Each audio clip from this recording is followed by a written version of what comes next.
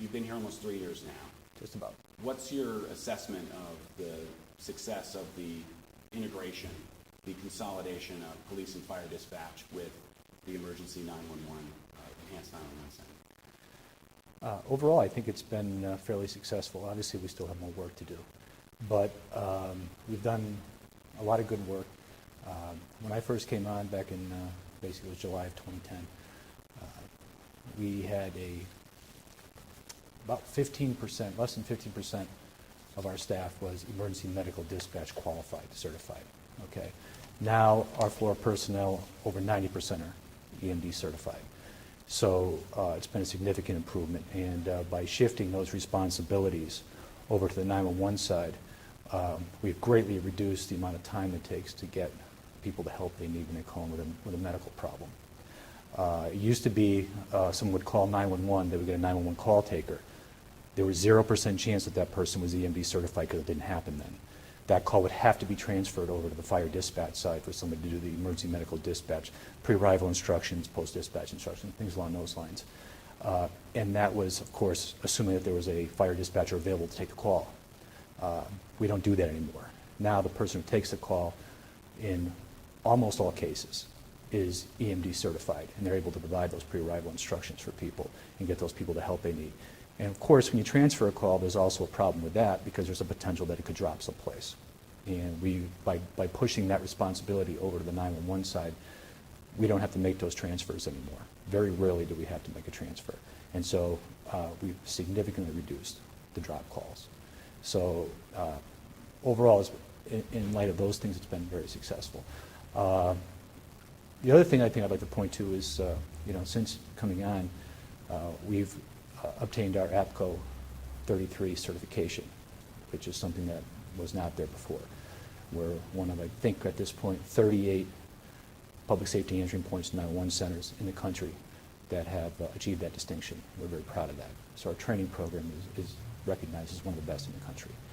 Along with that, since I've come on board, we've won 2 Ohio Gold Star Awards, which never happened in the past either, for the hard work, the incredibly good work that our folks do every day. So I really think that we've made some progress. But yeah, there's still some work that has to be done. One of the things the operator dispatchers told us on camera was that they said in the past they were able to transfer a call to a medically trained fire dispatcher. Some of them even had EMT training. And they said almost always that person was available before. And they said now, because of the staffing issues, there's almost no one available for them to transfer to. Is that accurate?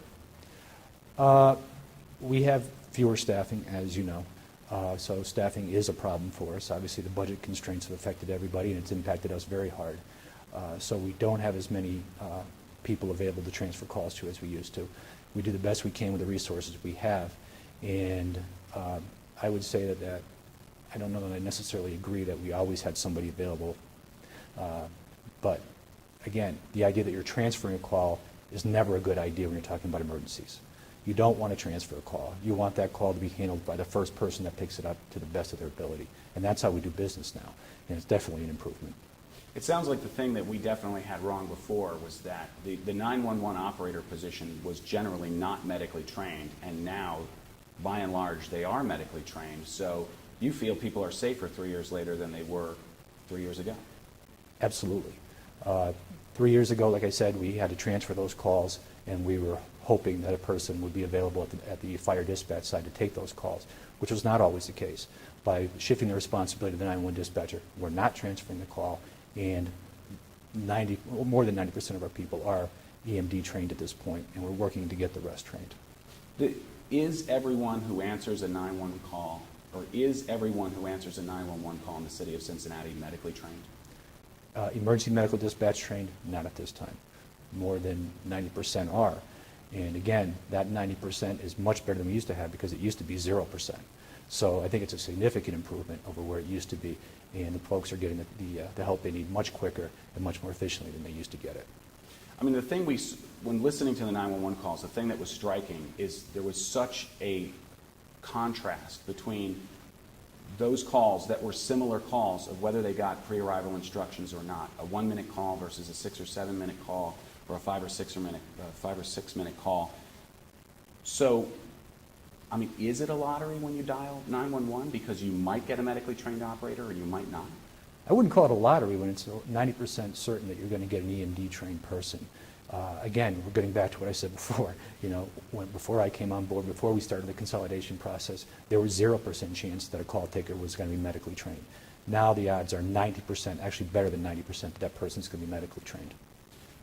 One of the biggest hurdles you mentioned to City Council, to the Budget and Finance Committee, was that you're down 27 positions. There's a hiring freeze, correct? Correct. You cannot replace someone if they walk out the door. The way it stands right now, that is correct.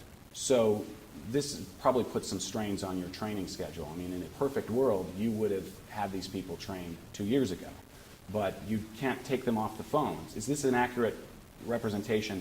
You can't take someone off a phone or a police frequency. You can't afford to train them right now because you don't have enough people. That's very, very true, actually. The reality is that we do the best we can, but operations always has to take precedence. We have to have enough people on the floor to take the calls that come in. That's our number one priority. So by taking somebody off, we have to have somebody to replace them with, and right now we're in a position where we really don't. So we're doing the best we can with the resources we have, but it is impacting our training.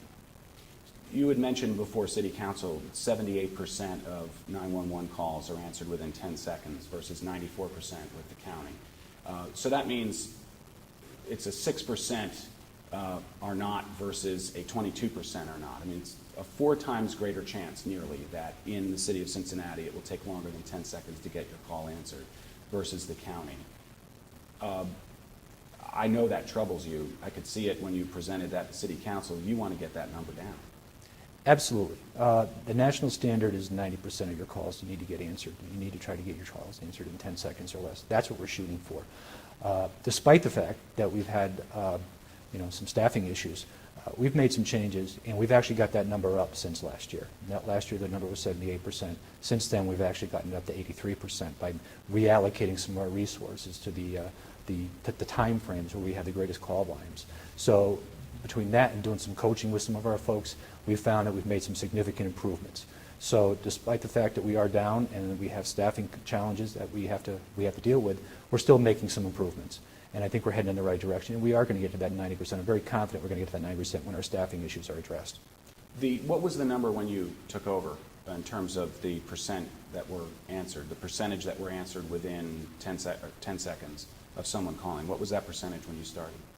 When I started, they weren't tracking that number, actually. What they were tracking was an incorrect number. The number that was being tracked at that time was the average amount of time that it takes to answer a 911 call, which is not the same thing as getting 90% of your calls answered in 10 seconds or less.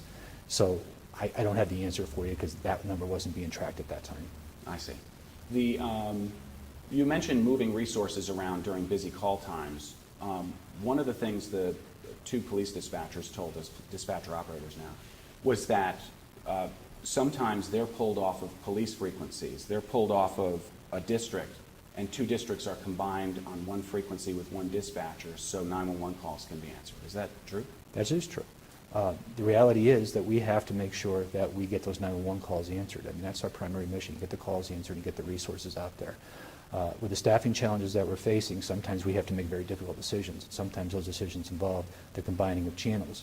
Our dispatchers are extremely well trained and they do a great job, and we would combine the 2 slower districts, and yeah, that puts a little bit extra strain on that dispatcher, but again, we have to look at the bigger picture and see that we get those 911 calls answered, and that's where we move our resources if that's where we need to be. You were on the street for 20 years as a police officer. Would it concern you if you were on the street that there was one dispatcher handling 2 districts on a single frequency, and if you need assistance, officer down, officer needs assistance, there might be someone calling in a plate or calling in some other information over dispatch on that frequency from another district? Well, first of all, we don't do that. They call in on a separate call-in channel. Right, and I know they do MDTs and our computer-aided dispatch and all that. Right, so that's really not, but your point is well taken. We do have some concerns about that. Obviously, we don't want to combine channels. The reason we have the channels staffed the way we do is because we recognize that this is the most efficient and the best way to get the resources and get the folks on the street the help that they need. So that's where we want to be. And if we had, in a perfect world, we would have the staffing that we needed, and we wouldn't have to do that ever. But unfortunately, sometimes that does happen where we have to get combined channels. Nevertheless, these folks do a terrific job, and they get the job done, and they do it well every day. You've lost a lot of people in the last 3 years. What would be your, why so much attrition? Why so much turnover? Is it because of the consolidation and the stress from that, or what is it, do you think? No, it's not because of the consolidation. The fact is that if you look at the national standard, the national average, the average turnover rate in a large communication center is 17%. We're below that. We're at 14%. So we're not even at the national standard. But the problem that we've had is on the hiring side, getting people in. That's where the challenges come from. People leave for various reasons. It happens all over the place. It happens with our center. Many retire. We also have people that look for other opportunities out there. And it is a very stressful job. There's no doubt about it. The 911 dispatch center is going to be one of your most stressful jobs because of the nature of the work that our folks do. And yeah, they're doing a terrific job. But there are a lot of stresses, and you're dealing with shift work, and you know, obviously people are expected to work weekends, they're expected to work holidays, and these put a lot of stresses on people, and for various reasons, people will choose to leave. But then the issue is right now, because I know we're in a very unique budget situation, but right now, again, every single person who walks out that door, you can't replace them. Even if you could, you're looking at a 4 to 6 month training cycle to get them ready to go to that, at least that same level, right? That is correct. So, I mean, that I guess the you know, the dispatcher, and granted, we've only talked to 2 dispatcher operators. We've had contact with about 10. So we can't say that this is the opinion of all of the dispatchers at all. Just the 2 that came, well, one that came to Channel 9 and the other who we got in contact and was willing to go on camera. But those 2 police dispatcher operators, they say that there's been more turnover in the last year or so because of the stresses of not enough people. I mean, it's sort of a becomes a cascading thing because there's more stress when there's fewer people, so that leads to fewer people, and then you can't replace them. So there's this dynamic. It must be very difficult to manage. The fact of the matter is there was a study done by a group called APCO, which is the Association of Public Safety Communications Officials, which is probably the largest organization representing people in this line of work. And they did it in 2005 and they updated it in 2009. And what they looked at was turnover rates in communication centers. And what they discovered was the #1 correlation between people leaving a communication center is the staffing level. The lower the staffing level, the more the perception that the center is understaffed, the more likely it is that someone will look to leave. So you're absolutely correct in what you said. It is a cascading effect. And getting that turned around is what we're working on very hard right now. Our people do a great job every day. They realize we're understaffed. They're under considerable stress, and yet they show up and they do a fantastic job every day, and we're really proud of them for stepping up. They understand that the constraints that we're faced with, the budgetary constraints and everything, are beyond our control right now, and we're looking to get that changed as soon as we can. But in the meantime, they understand what they need to do, and they do it, and they do a great job every day, and they come with a positive attitude, and I'm very thankful for that. So if not the only cause, or even if not the primary cause, the recession was at least, or the budgetary issues at least are adding to your attrition rate, because the staffing issues are, if staffing issues are related to morale, and morale is related to people leaving, then the fact that you can't replace staff goes back to the budget issue. The reason I bring that up is, why would the city undertake a challenging and complex consolidation in the middle of the worst recession of our lifetimes? The reason for that is because the administration recognized that we need to get more law enforcement people and more fire people on the street. When I came on board, we had 7 police supervisors or management people, and we had another fire district chief working there. And the city recognized that there was a strong need to get those folks back on the street. And this is the direction that most the larger centers are going these days, is the consolidation and the move towards a civilianized staff, because we need our uniformed people with their specialized training on the street more so than we need them in a call center. So this made good sense. So you agree with the timing, though? I mean, in other words, there wasn't an instigating factor other than a change in that policy. There wasn't an urgent need to suddenly consolidate. I know you were brought in to do the consolidation. I know it wasn't your decision, so it's not fair to ask you whether you know, you didn't make the decision, but do you agree with the timing of the decision, or could it have waited until budget situation improved? No, I agree with the situation. I mean, if you look at the realities of what we're dealing with right now, they're talking about laying off all these police officers and firefighters. I think it's almost 250 was the last number I heard. I don't know how many it's actually going to be, but it could be a very significant number. So getting these uniformed personnel on the street, I think, was critical, and I think it was the right decision to make. Those calls, and if you want to listen to them, I'll play them for you. You may have listened to what already we asked for, but there's a couple of calls, more than a couple, there's dozens, but a couple that we listened to that are really, I almost want to reach through the phone and help them. There's a 1-minute call with a heart attack victim or somebody calling in, a third party saying someone's having a heart attack, and they're saying, you know, please hurry, please help, and the dispatcher says, the operator says, I'm not the one coming, we're on our way, I have to disconnect the call, click. And then it's another 5 minutes before EMS arrives. Mm-hmm. Because of these budgetary concerns, because of impending layoffs, it may not be 5 minutes before EMS gets there, it may be 7 next time. On the other calls, you hear all the way while EMS is getting there, they're doing CPR. Mm-hmm. And so I guess the current issue is that there's staffing issues, but there's also going to be staffing issues on the first responders, and that could take longer, which puts even more, I guess I've got to come up with a question in here. I guess these are difficult decisions because life is hanging in the balance. You are correct, and that's exactly why we're still moving forward with training more people. In fact, I have a couple more people going to a training class next month. So we are going to continue to move forward and make those difficult decisions, and yeah, we recognize that it's going to cause, we have overtime and everything else that is required, but we need to get those things done. And we're going to continue to move forward with our training to the best of our ability to make sure that we can get every one of those call takers properly trained with the emergency medical dispatch. We're proud of the fact that we've got 90%, but we're not going to be happy till we get 100%. Right. The other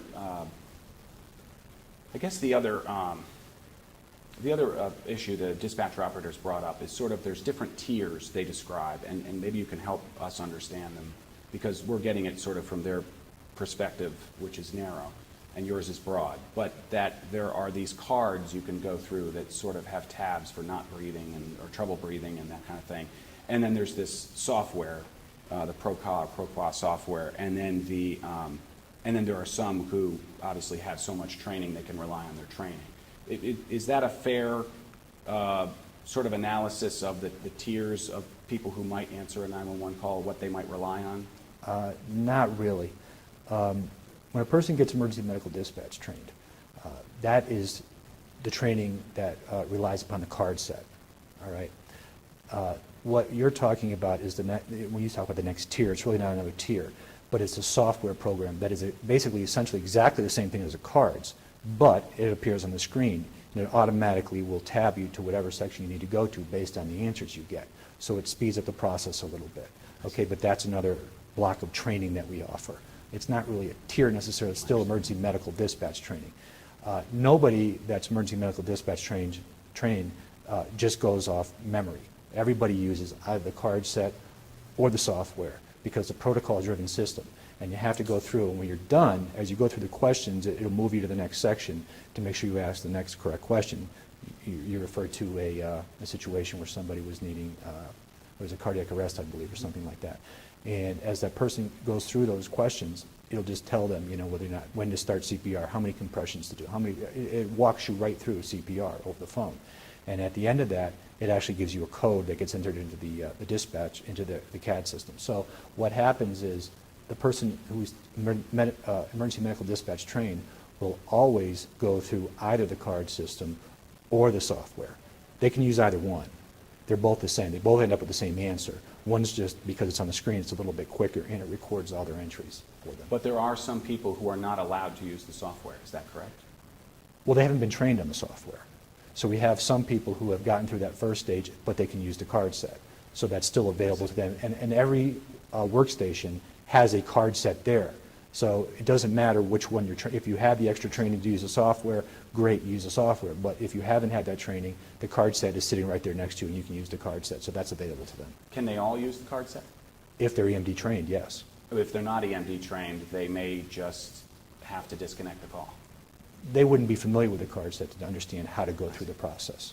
I see. It's just, I guess, let me, I don't want to I want to make sure we're,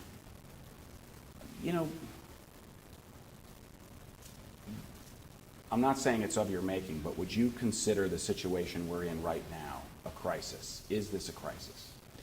I wouldn't consider it a crisis. We are doing a fantastic job. We have obviously some severe staffing limitations that we're faced with. We have some severe budget constraints that we're faced with. And so, yeah, it does put additional stresses on us. But our people are rising up to the challenge, and it is a challenge. And they're doing a fantastic job, and they're getting the job done. And we're, like I said earlier, last year we were looking at 78% of our calls getting answered in 10 seconds or less. We've moved that up to 83% this year. So we're actually improving despite the fact that we have these challenges. So people are doing a great job. Is there an irony, though, that the person who's not medically trained can actually answer more 911 calls because each call that's medical takes less time because they simply dispatch and disconnect? The fact is, 90% of our people have the training. The small number that don't have the training, yeah, they would disconnect a little quicker. But again, that's a very, very small percentage of the folks that are handling our calls. 90% of our people are doing exactly, they're trained at the top level, EMD certified, and they're getting the job done. So yeah, there are a few people that don't have that training, but the vast majority do, and it makes it much safer for the citizens of Cincinnati because they're going to get almost every time a 911 operator who is EMD certified and get those pre-arrival instructions if they need them. That 90% figure is for the whole floor. We're talking police dispatchers, fire dispatchers. And EMD people personnel. who are legacy, I should say, police and fire dispatchers, because the goal is to get everybody to have one position, everybody's cross-trained, everybody can do the same job. That's the ultimate goal. That's the ultimate goal. That's what we're moving towards. We expect that to take a significant period of time because of the number of people we have, because of budgetary constraints, because of staffing issues and everything else. But that's the goal. Is the number still 27 that you're down, or have we lost more since that number was generated? No, it's still 27. So by your own statistics, there's a 1 in 9 chance, or sorry, by your own statistics, there's a 1 in 10 chance I might get someone who's not medically trained when my dad's having a heart attack. I mean, obviously it varies by shift because well, no, I'm going to say no to that, and the reason I'm going to say no to that is because the vast majority of our call takers are medically trained. Okay, but we do have police dispatchers because they work those positions much less frequently who haven't received the training yet. So no, 1 in 10 is probably not accurate. I wouldn't know what the exact number is, but sure, it'd be hard to generate. But it's not 1 in 10. That's absolutely fair. I guess the one thing that really struck me as a human being when I heard these dispatcher operators telling me, they said, I go home at night and I look myself in the mirror and I know that someone died and I could have helped them, but I wasn't even allowed to tell them CPR instructions because I don't have the training. I mean, one of them said they had some sort of emergency medical training, but because they hadn't gone through the full certification or whatever the level is that the ECC requires, even if they know how to guide someone through CPR, they're not allowed to. Is that accurate if they don't have the certification? Are they told not to say no, that? I don't know where they would have heard that. I have never told anybody that. I don't know anybody in our shop that's ever told anybody that, so I don't know where that came from. So if they're not medically certified, but they think they might be able to help the person on the other end of the line with a medical condition, are they allowed to give that assistance? Well, we wouldn't allow somebody to give medical advice to somebody over the phone who has not had any. If you understand the EMD system, that protocol has been vetted by a doctor.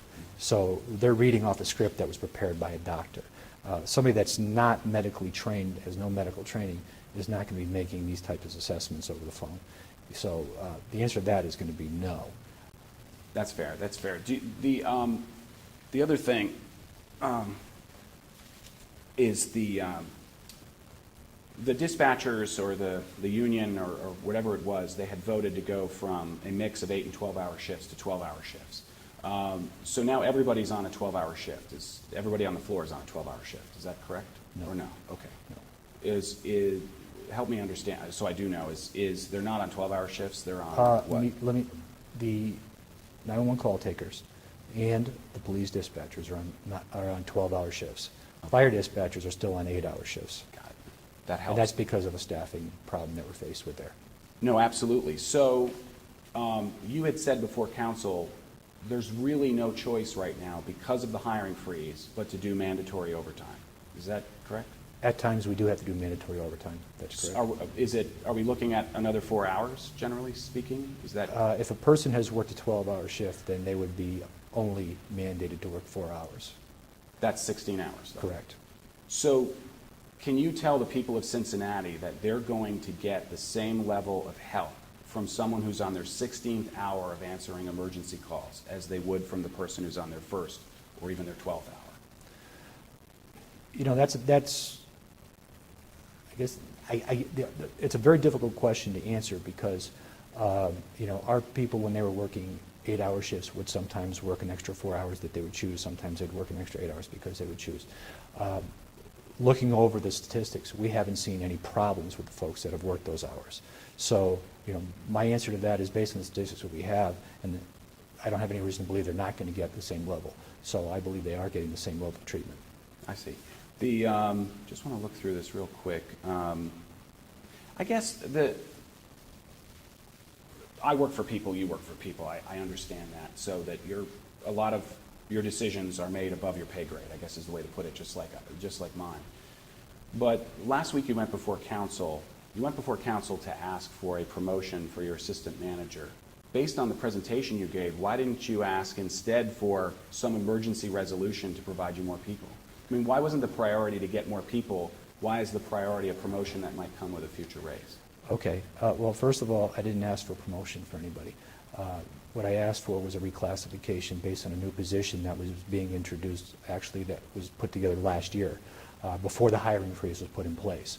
And it just went through the process from November last year all the way up through the ordinance and finally was presented to council just recently, a couple weeks ago. And so I was asked to come in to speak to that particular issue. So that's why I was there. I was called by council to speak to that particular position that we had asked for. And that position was asked for based on our labor management committee. And because of that, we are now in a position where, you know, that position we had to have it addressed at that meeting. And that's why I was there. No, that's fair and understood. But it may be you know, different vernacular, but it does take someone from middle management to senior management under the city classification. And although it was made abundantly clear that it doesn't come with an immediate raise, it does shift that range by $10,000 upward. The reason I'm asking is, and this is by no means personal in any way, shape, or form, but last year you got a raise. This year, we're looking at your assistant manager getting a promotion to a new classification that could come with a raise in the future. You've got a take-home car the city pays to drive you home to another county and to work every day. According to your personnel file, you haven't been called in to work from home except for one time. Now, maybe that's inaccurate. Maybe there were more times that weren't documented. But I think it's the question would be for the viewers at home, for the citizens, for the taxpayers, would be about priorities. Why are we handing out raises? Why are we handing out promotions? Why are we giving a take-home car and driving someone out of county and back home every day when we need more people in the 911 center? Well, I guess I have to answer those things one at a time. The promotion issue, like I said, it's not a promotion, it's a reclassification for the position. Will there be a raise in the future? Likely there will be, just like every other employee here. So I guess that probably the best way I could address that. The question regarding a take-home car, well, all command staff in public safety positions have a take-home car, and I was issued one too. So that's a decision the administration made because they felt it was very important. As far as I haven't been called in, well, that's really not accurate. When, you know, because I'm management and, if there's a problem, I have to come in, and I have come in on many occasions. I come in at night, I come in on weekends. I don't document all those things because it doesn't change anything.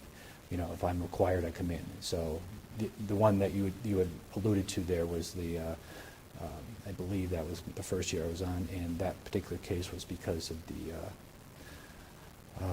it might have been the Flying Pig Marathon, as a matter of fact. I don't recall exactly. I think it was Riverfest. Okay, Riverfest, okay. But since then, I come in for Riverfest anyways.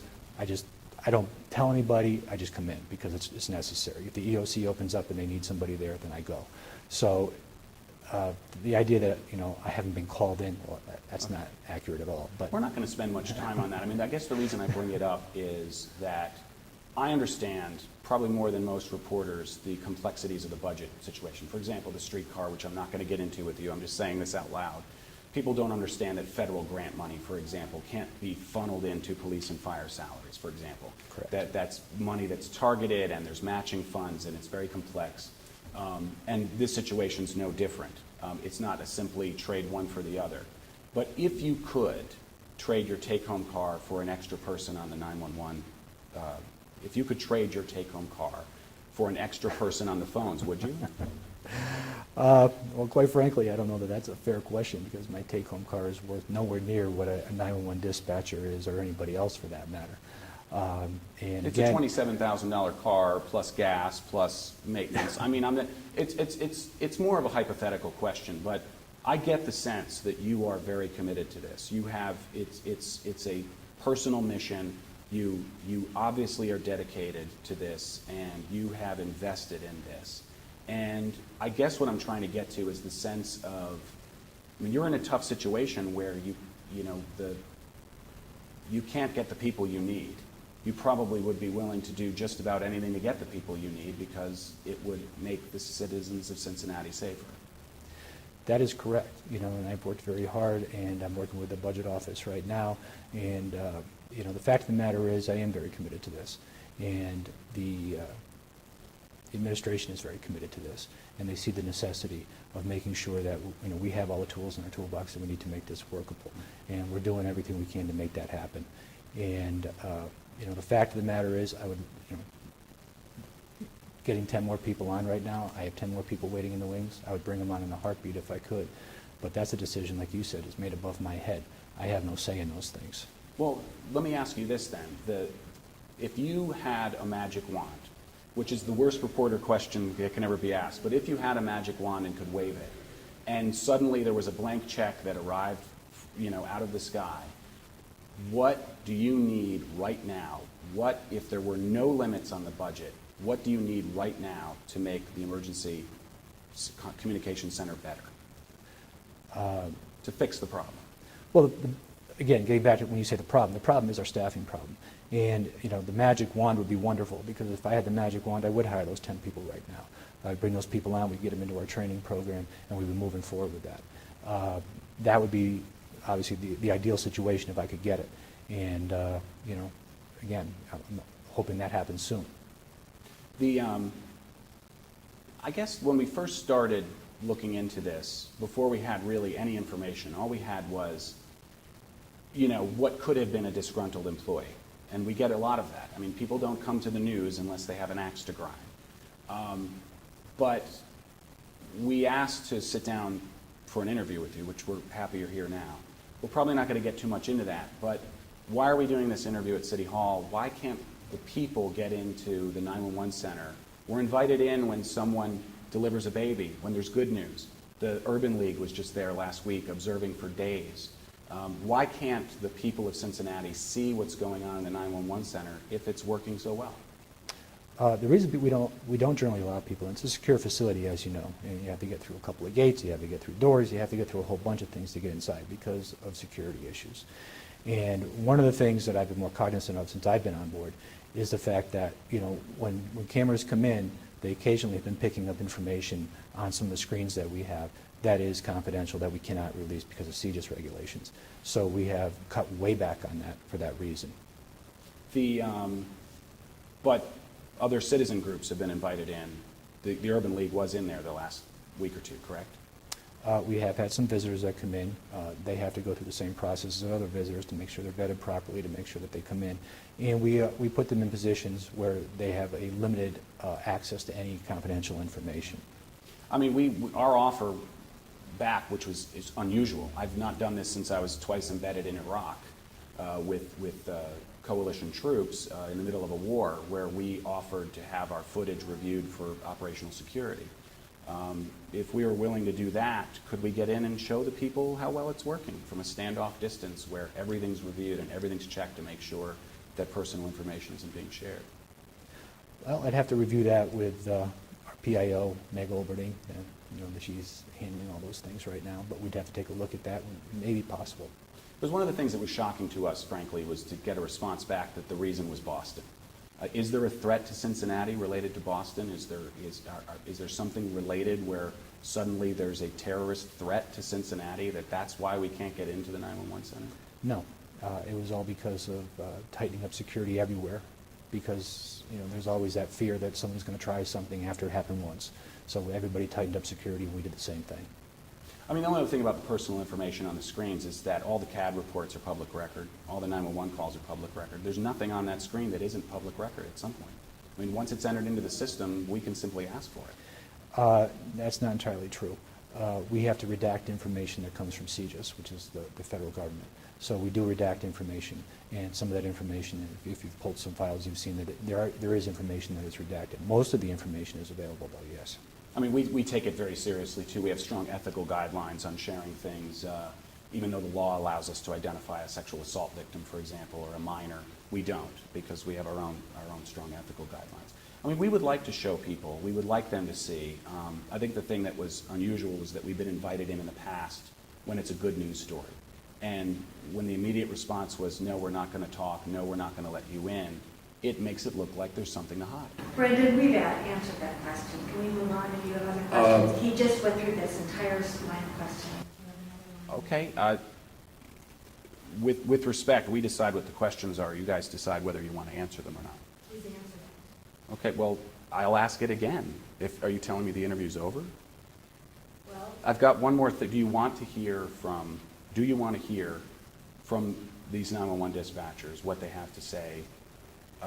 These are just a small example of a longer interview, but you're more than welcome to listen to it and respond to it if you like, to what they have to say. These are your employees. Yeah, I'll listen to it. Okay. And the editing is only in terms of things that, for time.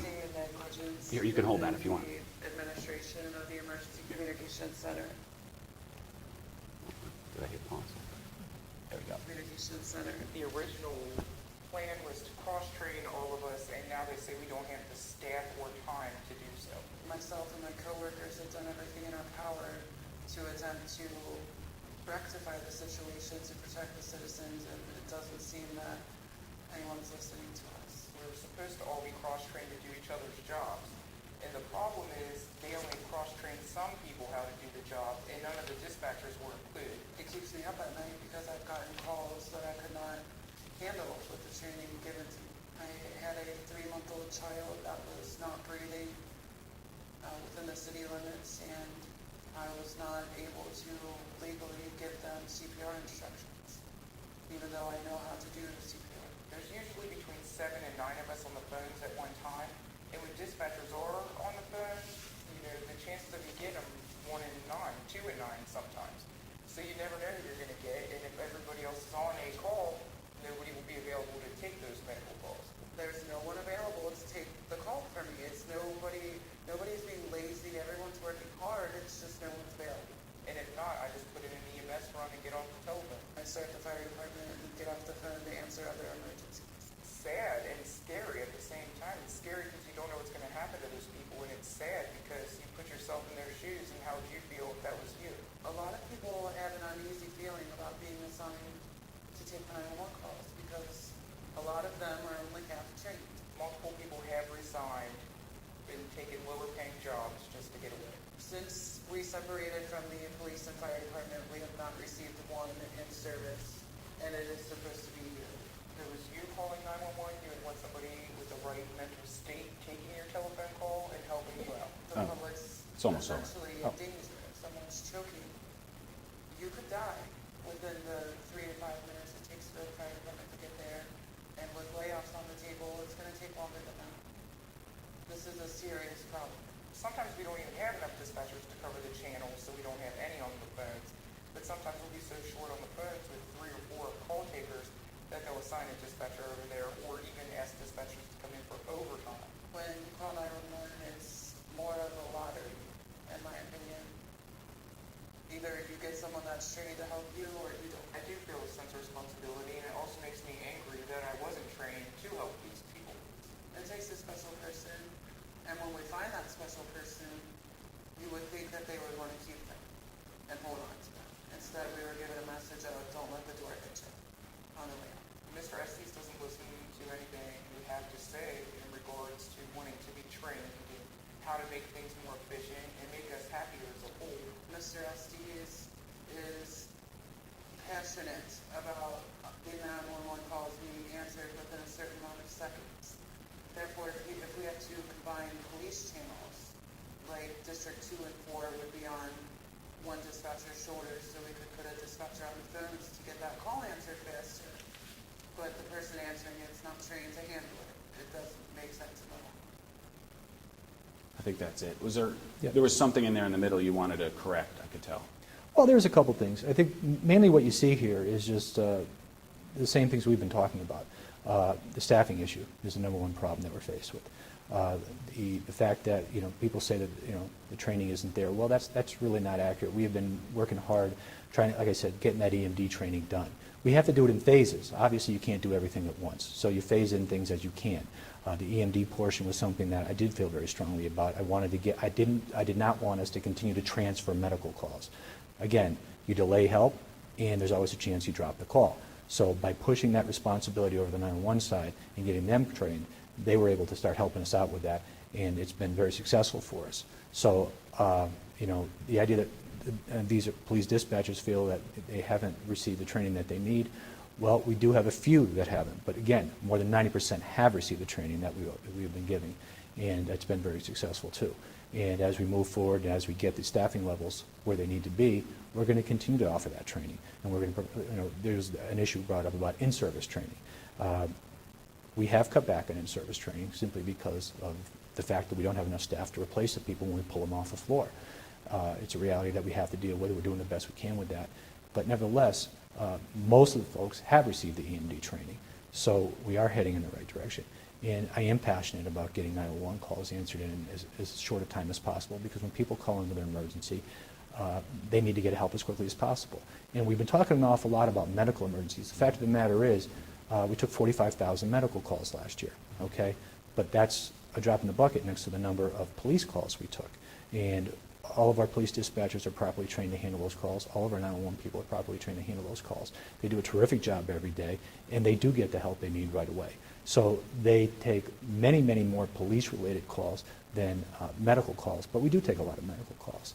And our folks are well trained to handle the police calls, and they do a great job on those things.